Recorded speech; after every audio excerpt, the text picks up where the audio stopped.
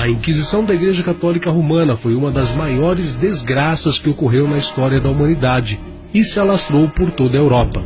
Em nome de Jesus Cristo, sacerdotes católicos montaram um esquema gigantesco para matar todos os hereges na Europa. A heresia era definida da forma como Roma quisesse definir. E isso abrangia desde pessoas que discordavam da política oficial aos filósofos herméticos, judeus, bruxas e os reformadores protestantes. Em nenhum lugar nas Sagradas Escrituras, Jesus matou alguém que discordasse dele. Tampouco ensinou que seus seguidores fizessem isso. Nenhum dos apóstolos deu essa instrução no Novo Testamento.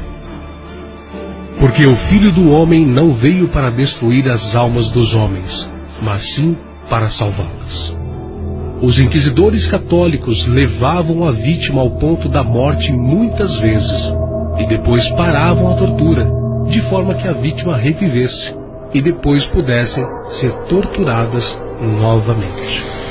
Durante a atuação da Santa Inquisição em toda a Idade Média, a tortura era um recurso utilizado para extrair confissões dos acusados de pequenos delitos até crimes mais graves.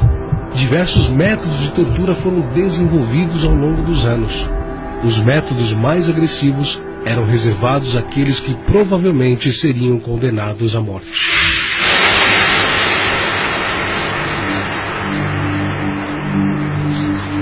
Pesquisando os instrumentos e formas de tortura empregados pela Inquisição, percebe-se que estes não diferiam em nada daqueles empregados contra os mártires da Roma pagã.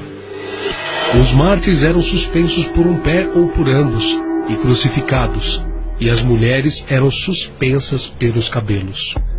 Outros eram suspensos pelos pés com uma grande pedra presa ao pescoço, ou então cobertos com mel, presos a estacas fixadas no solo e expostos ao sol para serem torturados por moscas e abelhas. Alguns eram suspensos pelos pés, recebiam marteladas na cabeça. Outros eram suspensos pelas mãos amarradas às costas, com pesos amarrados nos pés e no pescoço. Também eram presos a uma grande roda, que depois era atirada de um lugar alto sobre terreno pedregoso. Outros tinham os membros entrelaçados nos raios de uma roda. Permaneciam assim expostos por dias até a sua morte. Também eram amarrados a uma roda estreita, que era girada de forma que o corpo era horrivelmente mutilado nas pontas de ferro fixas sob ele.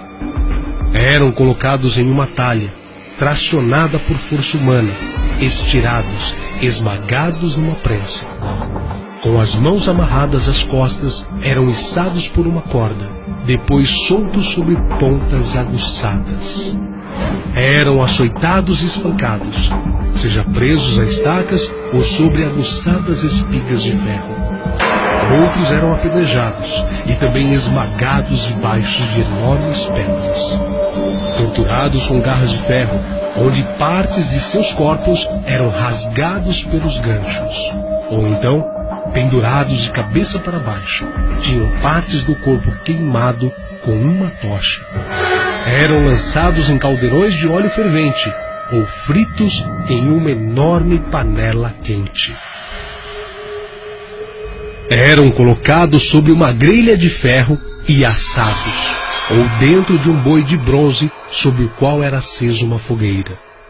Outros tinham os olhos e a boca queimados com fogo.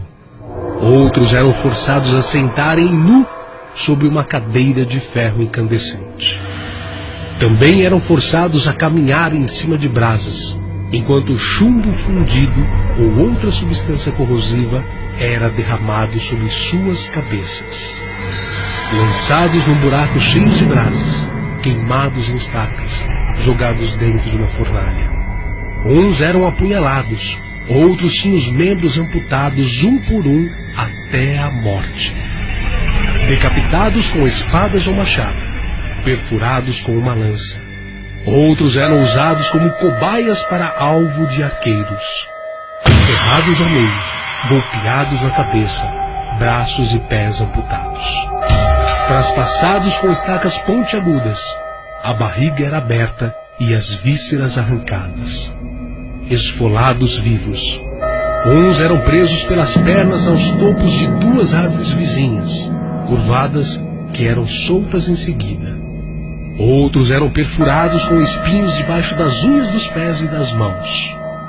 Os mártires eram presos numa rede e expostos a touros selvagens, jogados ao chão, nus para serem devorados por cães ferozes, amarrados para serem dilacerados por animais, arremessados de lugares altos, presos em caixas de chumbo e atirados em um rio, ou costurados em um saco com uma vibra e lançados ao mar, pendurados pelo queixo ou pendurados com peso sobre os ombros, presos em roda onde eram rolados sobre pontas afiadas ou sobre uma fogueira acesa, estirados sobre um cavalete ao ponto de terem os braços e pernas deslocados, colocados em barcos em chamas e lançados ao mar.